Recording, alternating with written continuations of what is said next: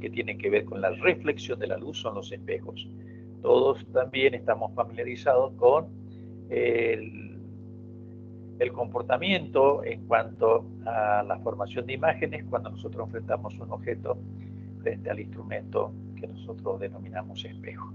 Es decir, que vamos a trabajar básicamente el comportamiento corpuscular de la luz y no vamos a dejar de lado el enunciado y también algunas posturas que ya tenían los físicos respecto al comportamiento ondulatorio. Así que vamos a iniciar ahora entonces con algunas leyes y algunos comentarios referidos exclusivamente al comportamiento dual de la luz. Y de allí pasaríamos a hablar de algunas herramientas muy útiles para la conformación de imágenes. Vamos a compartir la presentación.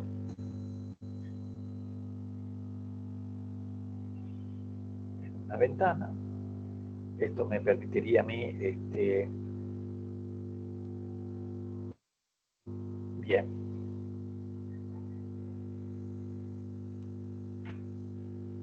No sé si ustedes en este momento lo están viendo. Creería que sí.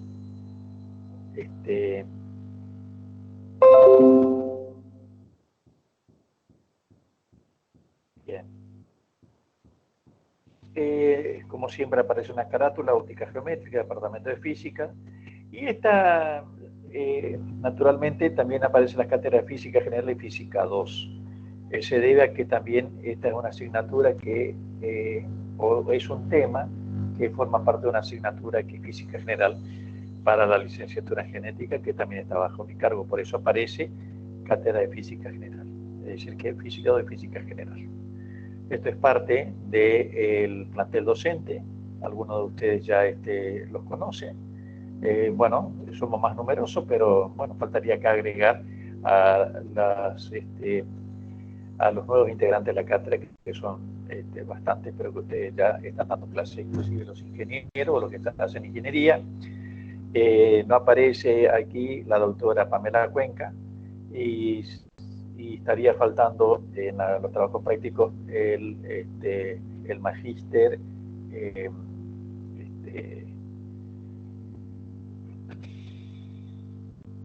bueno, se me olvidó en este momento. Bien, vamos directamente a la presentación.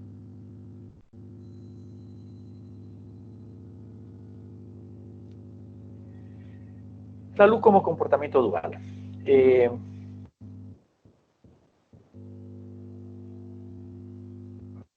Ahí está. Estamos con algunos problemas de... Bien. Cuando hablamos del comportamiento dual, está un poco sustentado en los fenómenos que los físicos en las distintas épocas pudieron estudiar y darle de alguna manera una explicación a los fenómenos ópticos devenido de cómo la luz se propagaba y cómo la luz de alguna manera invadía un espacio mostrando o dejando ver a través del sistema óptico también de las personas que hacían las observaciones los objetos que estaban enfrente. Los griegos tenían una explicación muy particular. Ellos decían, hablaban de que eran pequeños corpúsculos que no tenían masa, que inundaban un recinto, y por la presencia de esos corpúsculos, pequeñas partículas sin masa pero luminosas, nosotros podríamos alcanzar a ver los objetos que se presentaban. Este comportamiento, naturalmente, se sostuvo durante muchísimos años y eso hacía de que si la luz tenía un comportamiento corpuscular, es decir, pequeñas partículas que se mantenían la luminosidad de un recinto, estas partículas debían cumplir con las leyes de la mecánica clásica, es es decir, la propagación de las mismas tendrían que ser en línea recta, podían permanecer siguiendo las leyes de Newton en reposo, a menos de que alguien alterara su condición de equilibrio. Estas partículas no podrían atravesar los objetos opacos, o los objetos en general, sean opacos o translúcidos, que eso ya venía con alguna cuestión también de sospecha de que no todo el comportamiento de la luz debía ser corpuscular, pero fue aceptado durante muchísimo tiempo. Y claro, uno de los científicos de la época que sostenía esta teoría era Isaac Newton, un científico muy prestigioso que tenía mucha ascendencia con los físicos de la época y que en realidad el que él haya aceptado esta teoría hacía de que sintiera el acompañamiento de otros científicos también prestigiosos de la época. Ya en vida de Newton aparece Christian Huygens, que era un físico holandés que en realidad cuestionaba la teoría corpuscular, ya que la teoría corpuscular no podía explicar o sostener una explicación coherente con respecto a algunos otros fenómenos que se dan por el comportamiento de la luz. El comportamiento corpuscular explica muy claramente todo lo que serían los fenómenos de reflexión y de reflexión, pero no podía explicar, por ejemplo, lo que serían los fenómenos de difracción, que también eran observados en aquella época y que la teoría corpuscular tenía serios inconvenientes para poder explicarlo. Bueno, ya había adelantado que los científicos de la época adherían básicamente a la propuesta de Newton, precisamente porque era un científico muy prestigioso y además porque si tuviera naturaleza ondulatoria la luz, no se podría explicar cómo se podía propagar en el vacío cuando cualquier onda de las conocidas en esa época, eran ondas mecánicas, ya sea como la del sonido, por ejemplo, o las de superficie de agua, necesitaban un medio para propagarse. Entonces, se cuestionaba de que la luz se pudiera propagar en el vacío, pero si no existía un medio que pudiera hacerlo, cuestionaba la posibilidad de que sea una onda, tal como la que conocíamos en esa época. Pasó mucho tiempo desde la teoría en que lo planteaba en este caso Huygens, y en el 1905 hay un artículo que Isaac Einstein trata un fenómeno que era el fenómeno fotoeléctrico. Ese fenómeno fotoeléctrico fue el que le permitió a él valerse de su premio Nobel, que no fue precisamente las otras teorías como la de la relatividad, que en definitiva es más conocida, pero su premio Nobel lo hace a expensa de una explicación del efecto fotoeléctrico. Cuando veamos la parte de la física, de la óptica física, nosotros vamos a hacer un estudio del efecto fotoeléctrico. El efecto fotoeléctrico, para sintetizar, permite vincular lo que sería una onda, en este caso una onda electromagnética. Después se sabe y se afirma de que la luz tiene un comportamiento de onda electromagnética también al comportamiento de la de corpúsculo, que ya los griegos lo habían planteado muchísimos siglos antes. Bueno, el efecto fotoeléctrico permite justamente estimular una partícula con una onda electromagnética y producto de esa estimulación provocar una corriente eléctrica. El efecto fotoeléctrico fue el que le valió el premio Nobel entonces a Albert Einstein y bueno, da lugar a concluir de que debe ser aceptado el comportamiento dual de la luz. En algunos instantes se comporta como corpúsculo y depende del tipo de fenómeno que nosotros estamos observando, el comportamiento corpuscular lo define, lo explica muy bien, y en otros fenómenos nosotros aceptamos el comportamiento de una onda electromagnética, sobre todo en los fenómenos de interferencia y de difracción, en donde la teoría corpuscular en ese caso tiene serios problemas para poder explicar, a tal punto que era uno de los cuestionamientos que tenía Huygens cuando se hablaba del comportamiento ondulatorio, y eso tenía su teoría, porque la teoría corpuscular no lo podía explicar a los fenómenos de interferencia y de difracción. Nosotros podríamos plantear ahora entonces que el comportamiento de la luz tiene un comportamiento dual, y la óptica sí lo acepta, y de tal forma empezamos a trabajar el estudio en forma separada, todos los fenómenos que están referidos al comportamiento corpuscular, que es como lo estamos haciendo ahora, y más adelante lo haríamos con el comportamiento ondulatorio. Cuando nosotros hablamos de comportamiento corpuscular, ahí aparece el concepto de rayo luminoso. Es decir, si son partículas luminosas o corpúsculos luminosos que se van a propagar a lo largo de una trayectoria, esa propagación se hace en línea recta. Y si nosotros tuviéramos que darle algún tipo de modelo de esa propagación, estaríamos hablando de un rayo luminoso.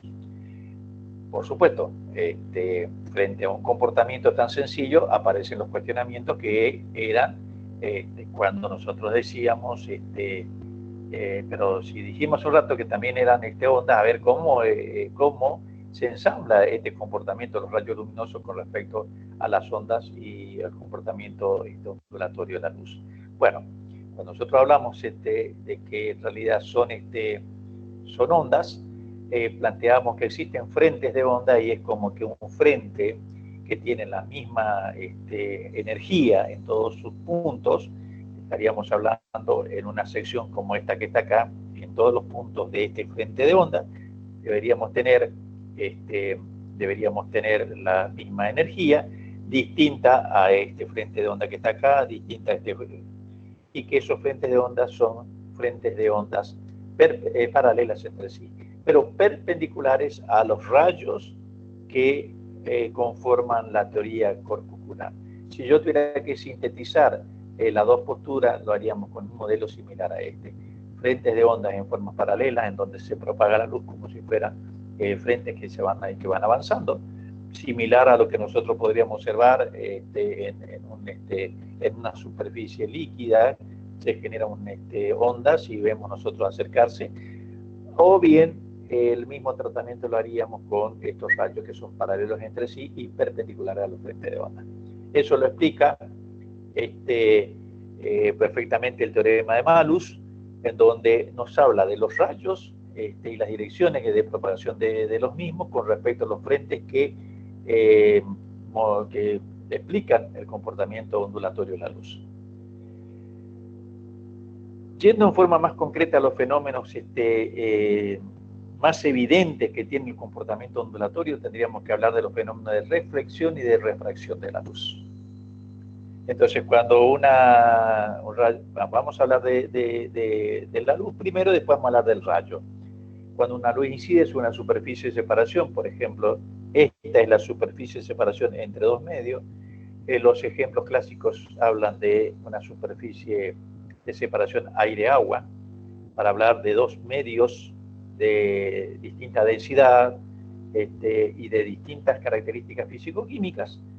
Estamos diciendo que un rayo o un haz de luz que llega a la superficie de separación, allí ocurren dos fenómenos. Parte de esta luz que llega a este punto se refleja, parte se refracta. Parte regresa al medio donde se venía propagando, y parte pasa al segundo medio. Ya vamos a analizar lo que sería esto y cómo nosotros podríamos, este modelo, plantearlo en una ecuación que es una de las ecuaciones más importantes que tiene esta parte de la física, que es la ley de Snell. Bien, empecemos ahora por aquellas herramientas y elementos que nosotros vamos a considerar cuando estemos analizando un fenómeno en la física geométrica. Es decir, este haz luminoso que nosotros decimos acá, estamos hablando de este rayo que representa a un frente de onda que está llegando a la superficie de separación aire-agua. Este es el rayo incidente, este es el rayo reflejado y este que está acá es el rayo refractado. Para hablar en términos de energía, la energía que trae el rayo incidente se reparte. Una parte es la energía que tiene el rayo reflejado y otra parte es la energía del el rayo refractado. ¿Qué es lo que ocurre acá?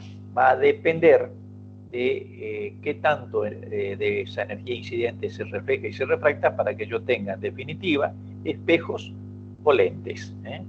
Ya vamos a empezar a mechar con algunas características de estos fenómenos digamos, debido a la ley de Snell, en donde vamos a predecir qué pasa con un rayo luminoso que llega a una superficie de separación de 2 medios. Si yo tuviese que definir cuál es el ángulo de incidencia, cuál es el ángulo con que este rayo llega a la superficie de separación, voy a trazar una normal a la superficie de separación. Esta es N, la línea que se encuentra acá en forma de trazos. El rayo incidente se define, el ángulo de incidencia se define entre el rayo, la recta que sustenta al rayo incidente, y su normal. Este que está acá es el rayo incidente. El rayo reflejado es el ángulo de reflexión es el subtendido entre el rayo reflejado y la normal de separación. Hay una cuestión muy peculiar en el modelo en donde el rayo de incidencia, el ángulo de incidencia siempre es igual al ángulo de reflexión. O sea que este ángulo y este ángulo siempre va a ser igual. Ahora, el ángulo de refracción, que es el de la normal con respecto al rayo refractado, va a depender de una relación que nosotros vamos a plantear así. Si el seno del ángulo de incidencia sobre el seno del ángulo de refracción es igual a una constante. O sea que el cociente entre el seno del ángulo de incidencia y el seno del ángulo de refracción es una constante.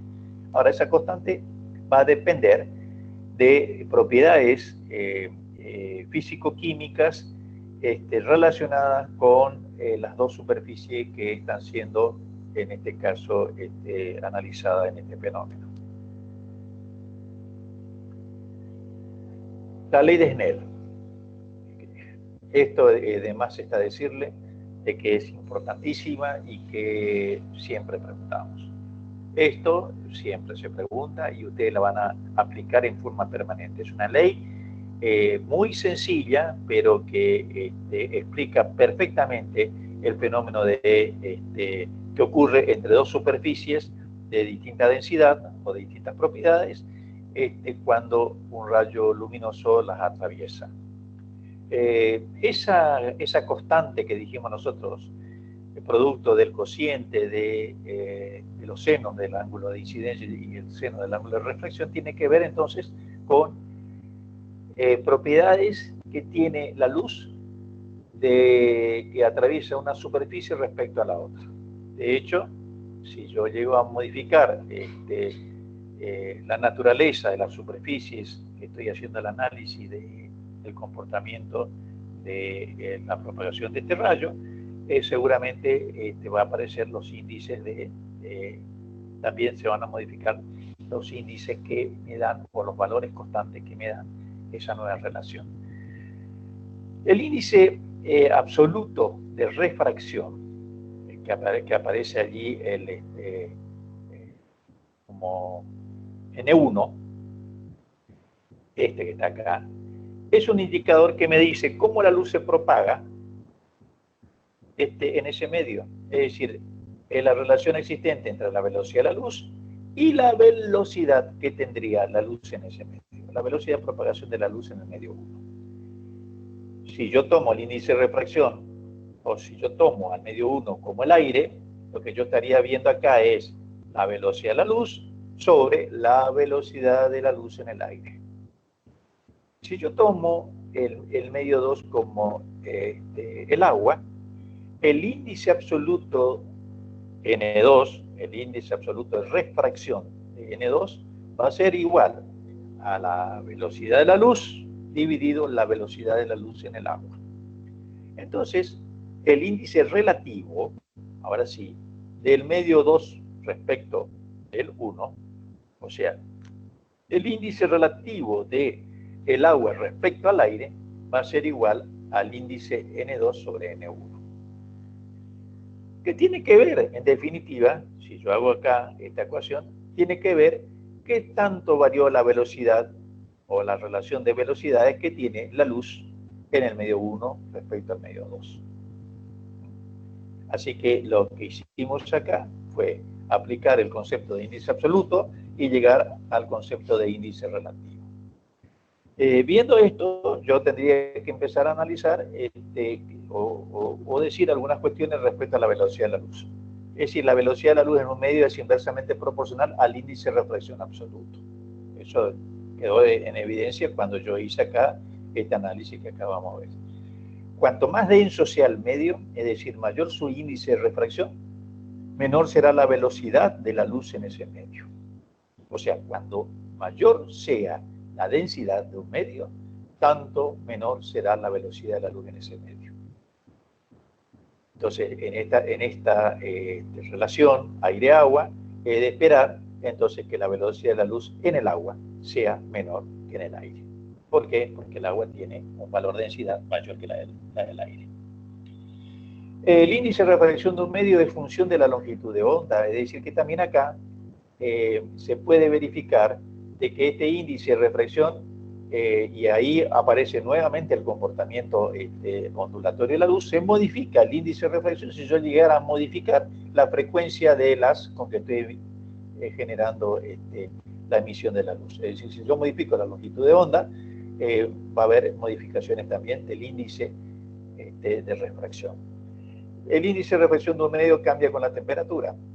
Bueno, esto también tiene que ver, y esto lo habrán estudiado ustedes en Física 1, que la temperatura no solamente que cambiaría el índice de refracción, lo hace al cambiar la densidad del medio. Es decir, que yo tengo una vinculación muy estrecha entre la densidad de un medio y su temperatura. O sea que la variación de temperatura del medio seguramente me va a hacer variar la densidad, y al variar la densidad me varía también el índice de refracción.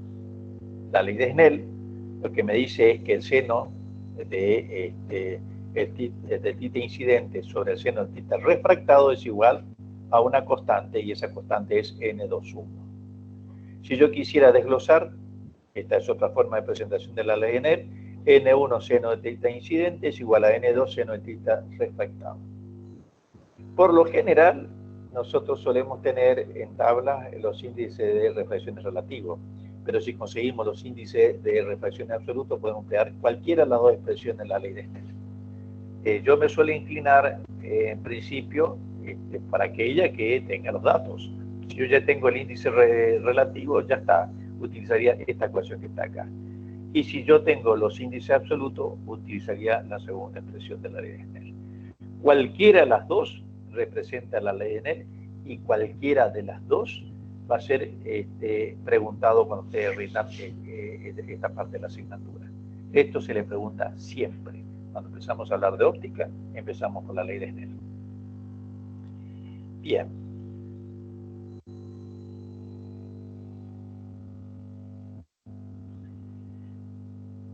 Vamos a hacer acá algunas observaciones con respecto a los medios.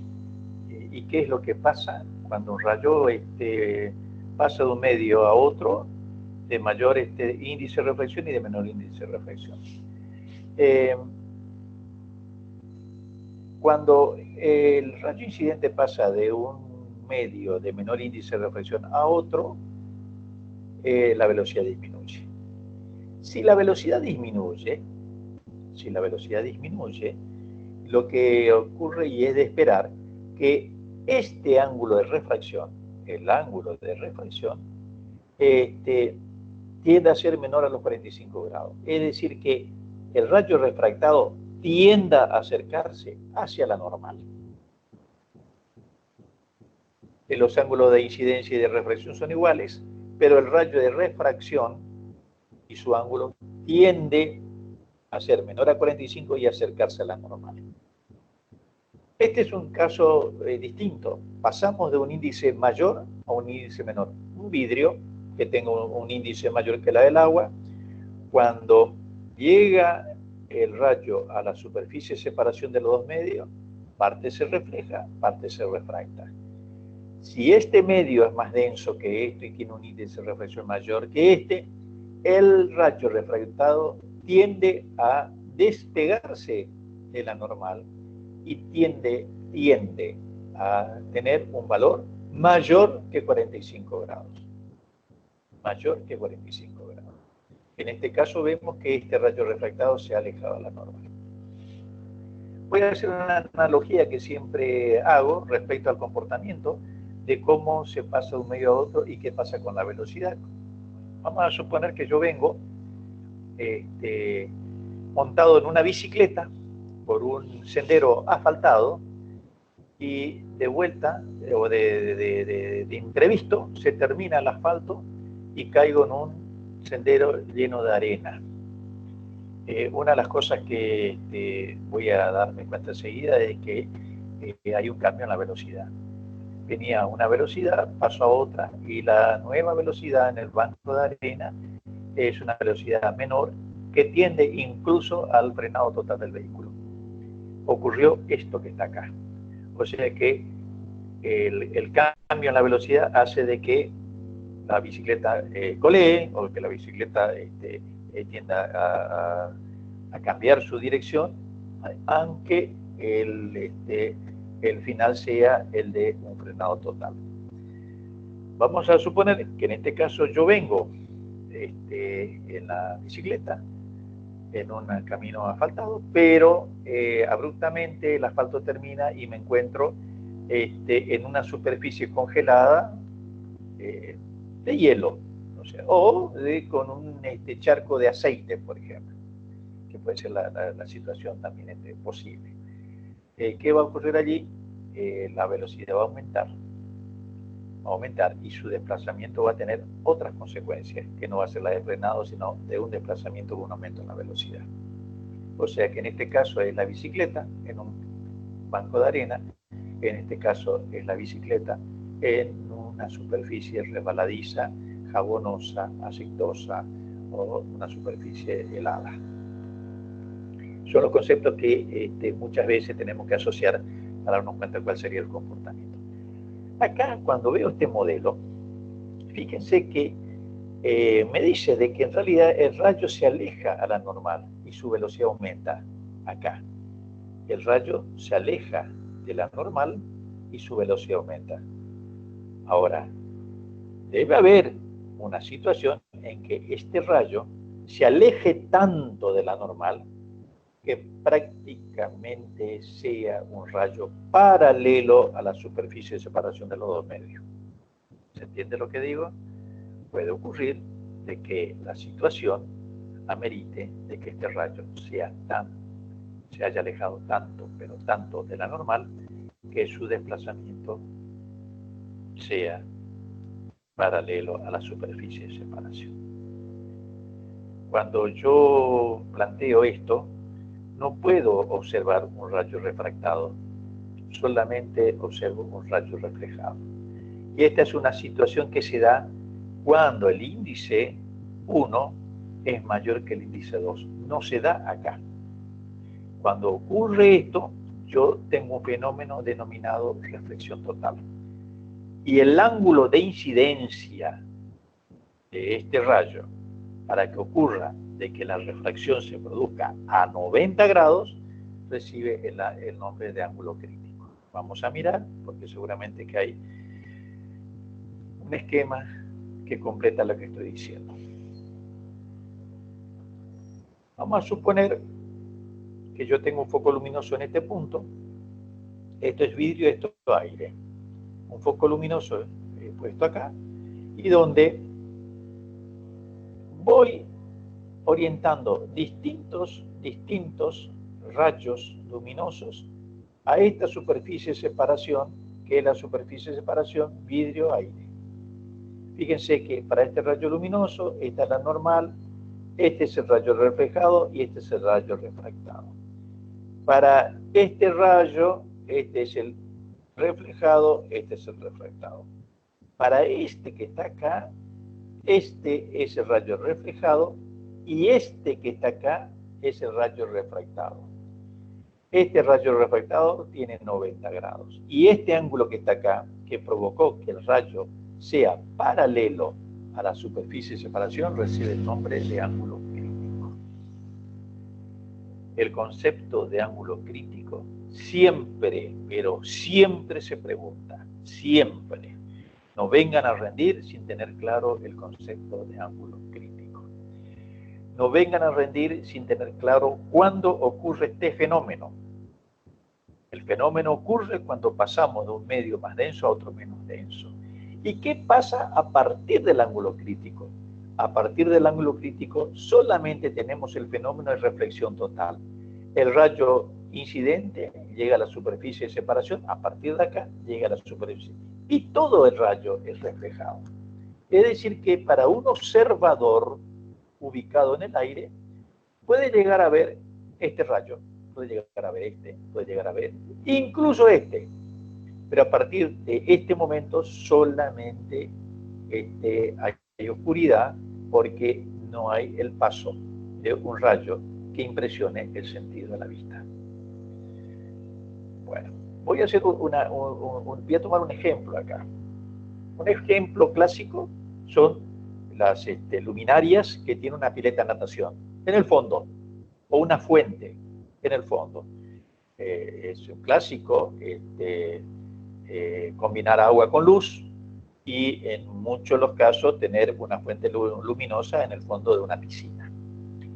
Si nosotros nos situáramos sobre la superficie de la que estamos analizando, lo que nosotros veríamos sería, si esto fuera un foco luminoso, lo que nosotros veríamos desde arriba es un círculo luminoso.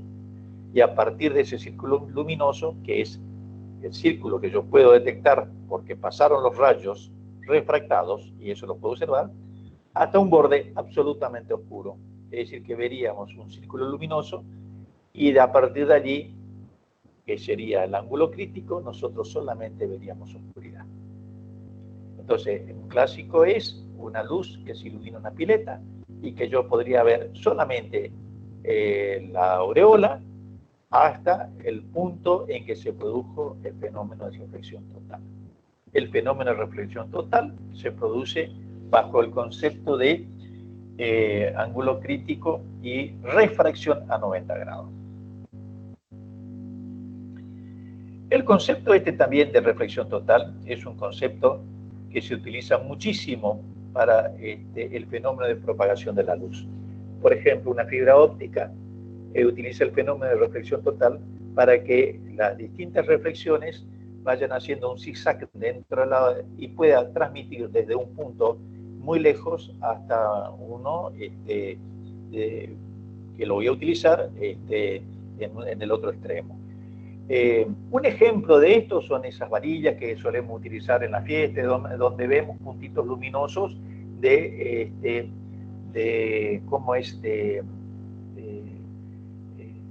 pequeñas estructuras o filamentos de un material transparente en donde no alcanzamos a ver que la luz se propaga adentro, pero sí lo vemos en sus extremos. Eso suele aparecer en los cotillones de cumpleaños y demás, en donde podemos ver qué es lo que ocurre con esos elementos. Bueno, hacen uso de este fenómeno de reflexión total y propagación de una luz dentro, en este caso, de una fibra Para eso tiene que haber un espesor determinado y para eso también tiene que estar orientada a la fuente para que se produzca el fenómeno de reflexión total. No se ilumina la columna, pero sí se iluminan los extremos. Bueno, son cosas que la física, la vida cotidiana también nos permite a nosotros hacer algunos de estos análisis. Bueno, acá está el concepto de ángulo crítico o límite. Tiene que ver entonces con el ángulo de incidencia. ¿Cuál es el ángulo de incidencia para que se produzca este fenómeno de reflexión total? ¿Cuáles son los fenómenos, los sistemas más conocidos? Aire, vidrio, glicerina, agua. Es decir, que la luz se propaga. Este es el medio 1. En este caso se está propagando del medio 1 al medio 2. La densidad del vidrio es mayor que la del aire, la densidad de la glicerina es mayor que la del agua. Cuando nosotros hacemos este análisis, lo que estamos viendo es que naturalmente que si el ángulo de refracción es de 90 grados, el seno del ángulo refractado es igual a 1. O sea que la ley de Snell, esta que está planteado acá, me queda solamente que N1 es igual a seno θ su I de incidencia igual a N2. Dicho de otra manera, el ángulo crítico, bueno, sigo analizando acá, seno θ incidente es igual a N2, 1, o sea que el θ incidente, que está acá, es el arcoseno de N2 sobre N1. El θ incidente bajo esta circunstancia recibe el nombre de ángulo crítico. O sea que el ángulo crítico es igual al θ incidente igual al arcoseno del índice relativo de refracción. Para ángulos mayores al ángulo crítico sucede que no hay rayos refractados y el fenómeno se llama reflexión total interna. Esto es lo que hace a la propagación de un rayo de luz en una fibra óptica o de una onda electromagnética en una fibra óptica. Ya que dijimos el comportamiento dual, estamos hablando o se propaga la luz o se propaga una onda electromagnética. Bueno, acá inclusive está animado esta parte, pero yo lo voy a tratar directamente. Tiene que ver dos cosas acá. La primera, demostrar que el rayo incidente es igual al rayo producto de la doble reflexión y son paralelos entre sí. Eso es uno. Y también demostrar que con una situación o una experiencia de este tipo es posible calcular el espesor de una película. Es decir, que aquí aparecen también algunas determinaciones ópticas que son aplicables cuando estamos hablando de películas de espesores muy finos y que en realidad son películas que tienen aproximadamente caras paralelas. El modelo obviamente es un modelo exagerado y con una propuesta primero de que son caras paralelas y que esa película yo la puedo medir. La puedo medir sin que existiera un sistema óptico. ¿Qué es lo que tenemos acá? Tenemos una película de un material que tiene un espesor de A. A es el espesor de esta película. Esta película tiene un índice de refracción N2. A esta película se lo somete a un proceso de iluminarlo con un rayo luminoso. Este rayo llega a la primera superficie, vamos a ponerle la superficie superior, yo hago, en este caso, mi línea de trazos de la normal, parte de esto se refleja, parte se refracta. Este es el rayo refractado. Este rayo refractado llega a la segunda superficie de separación, esta era la superior, esta la inferior, allí vuelvo a trazar mi normal, parte de este rayo se refleja, parte se refracta. Veamos acá, en el punto A, por ser el aire, pareciera ser que es aire, ¿no?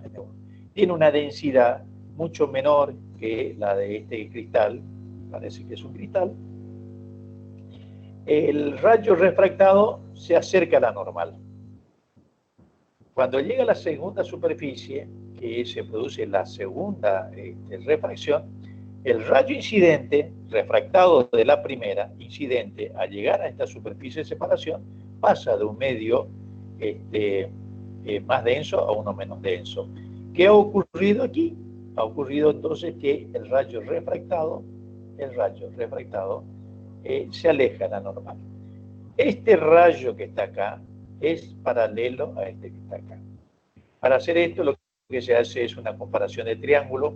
Entraríamos solamente a jugar con la geometría.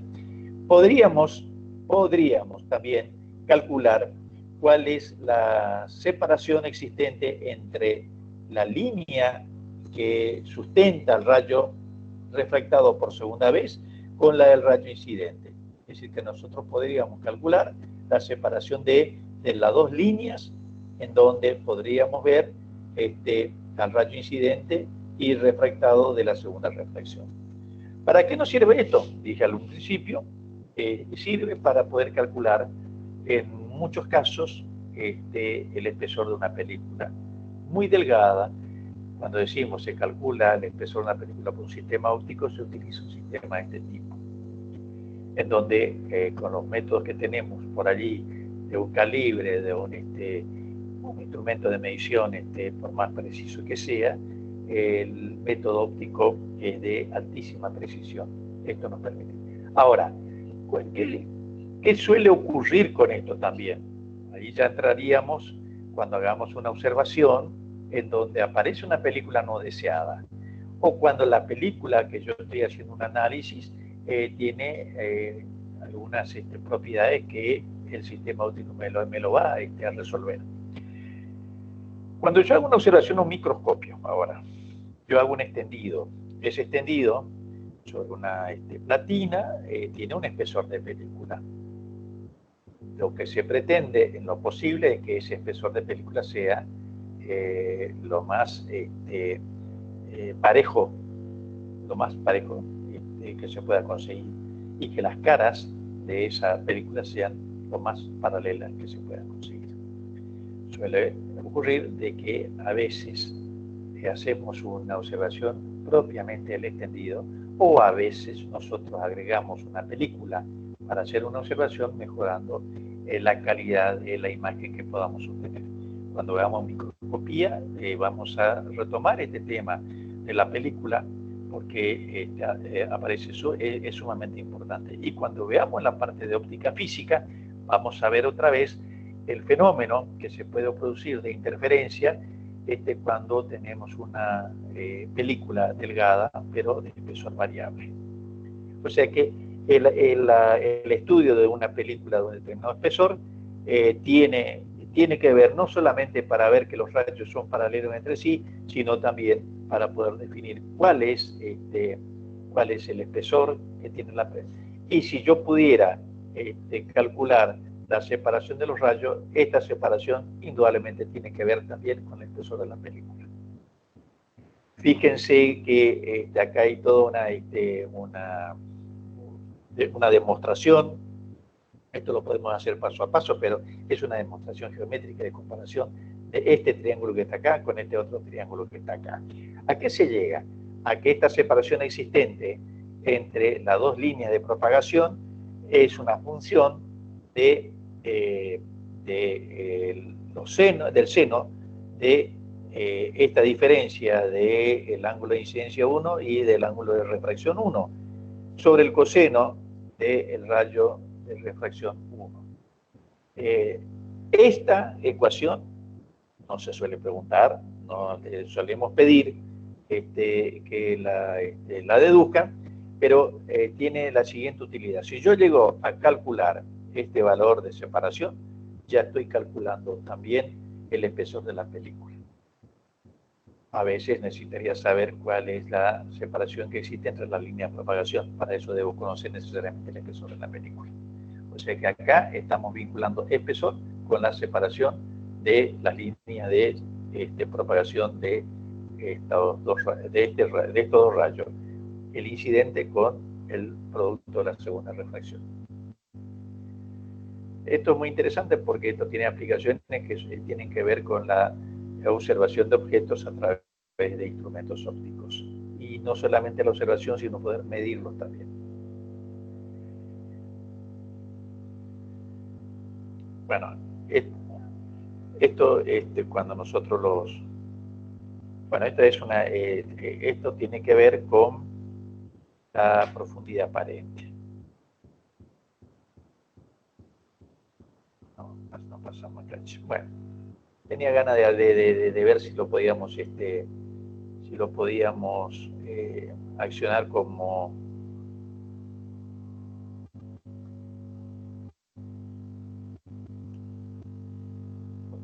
Vamos a ver.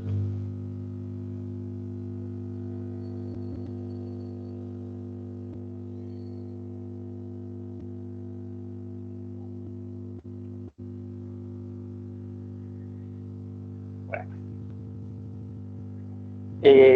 ¿A qué viene esto?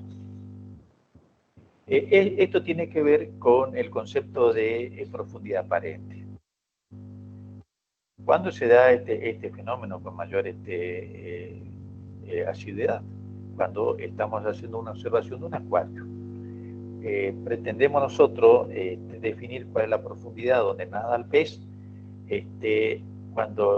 y tratar de llevarlo a las condiciones que el ojo pretende que el pez se encuentre, cuando en realidad se encuentra en otro lugar.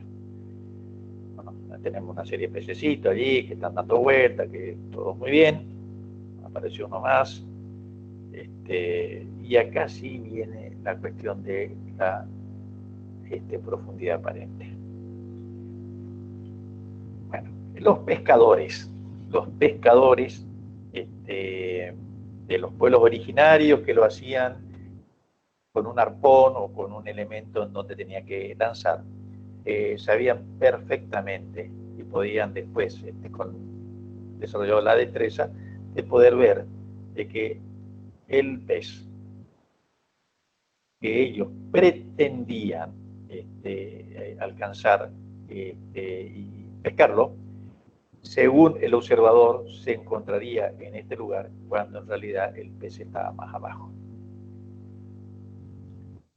Esto que está acá representa la profundidad aparente, esto que está acá representa la profundidad real. Es decir, que si el pescador lanzaba su arpón en esta dirección, no pescaba el pez. El pescador sabía que tenía que apuntar más abajo de lo que él estaba percibiendo. ¿Por qué ocurre esto? Porque el ojo pretende hacer una prolongación de los rayos luminosos que le percibe en línea recta. Acá nuevamente volvemos a plantear el concepto de propagación de la luz en línea recta. No percibe de que ha pasado de un medio a otro, porque si fuera así, a menos que después de un rato de observación nos demos cuenta de que aparece una cuchara dentro de una taza y aparece como que la cuchara está quebrada justamente en la superficie, a nivel de la superficie de separación. Ahí aparece como quebrada. O bien, cuando nosotros hacemos una observación de un acuario, nos damos cuenta de que en realidad hay algo que el ojo no puede percibir, pero sí el sentido común nos dice de que el pez no se encuentra en el lugar donde supuestamente la información nos está llegando. Otro ejemplo palpable que lo sentimos nosotros cuando nos metemos en una piscina, en donde inmediatamente cuando nos miramos los pies, percibimos que los pies están mucho más cerca de lo que realmente están. Es decir, que nos vemos más de menor estatura. Es decir, ingresamos a la pileta, inmediatamente vemos de que el pie se encuentra a una distancia, o los pies se encuentran a una distancia bastante menor de lo que correspondería. Hay una relación. Esto también nosotros podríamos hacer todo un análisis, lo hacemos comparando solamente triángulos que están acá. Por eso se llama también óptica geométrica, porque hacemos las comparaciones en forma geométrica. Acá lo estamos haciendo paso a paso. analizamos el valor de la tangente, usamos la trigonometría y de los elementos que hacen a los factores de la definición. La tangente seno sobre h o hipotenusa. Acá tenemos también la otra, el otro triángulo que es el mayor. Y así podría entrar a verificar porque tenemos un lado común que es ese. Luego vamos a reemplazarlo y una vez que hacemos los reemplazos pertinentes, llegamos a una expresión aparente correspondiente al valor de la altura real por el índice de reflexión aire-agua. Esta ecuación que está acá tiene su en donde la profundidad no se corresponde con la profundidad que estamos percibiendo con nuestro sistema óptico, como lo es en una relación aire-agua como en este caso que está acá. Esta ecuación es una ecuación muy utilizada cuando ustedes tengan que hacer o resolver problemas que hacen a profundidad aparente. Esta es una ecuación muy sencilla de recordar y es una ecuación donde me está diciendo que en realidad el objeto que yo estoy haciendo la búsqueda, en este caso es H, se encuentra en esta posición, pero de acá despejaría el H grande pasando este índice de refracción al otro miembro. El H grande sería entonces el producto de la altura o la profundidad que yo puedo percibir con el ojo multiplicado por el índice de refracción. Bien. Acá hay una tabla. Siempre es importante tener a mano tablas de índice de refracciones absolutos y de distintos compuestos, porque podríamos a través de la ley de Snell también poder definir si yo puedo calcular los ángulos de la experiencia. También podría calcular los índices de reflexiones de algunos de los medios involucrados. Bien.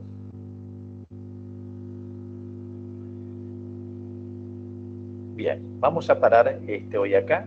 Nosotros estaríamos entrando ya en la aplicación de los fenómenos devenidos de la observación de imágenes, en este caso de espejos. En los espejos nosotros vemos que la energía, los rayos incidentes prácticamente se encuentra en mayor proporción, un mayor porcentaje en rayos reflejados. Yo digo se encuentra en mayor proporción en el rayo reflejado y dejo siempre un margen también que parte de esa energía pasa al otro medio como rayo refractado. Los espejos ideales serían en donde toda la energía incidente se traslade como energía de rayo reflejado, cosa que en la realidad o en los fenómenos reales siempre hay parte de esta energía que pasa al otro medio. Yo dejaría acá porque quisiera tocar prácticamente en una clase todos los fenómenos que se dan en una superficie pulida, en donde aplicaremos la ley de Snell, pero solamente desde el punto de vista en que el fenómeno a observar sea el fenómeno de reflexión. Paramos acá y esto lo plantearíamos entonces la clase del miércoles como ya directamente los fenómenos que se dan en la superficie despejada. Bien.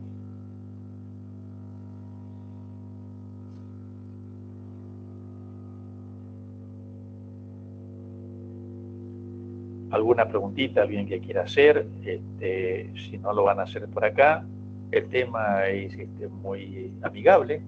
Yo creo que solamente se trató una sola ley y siempre se presentaron un par de casos que son los casos comunes que se dan,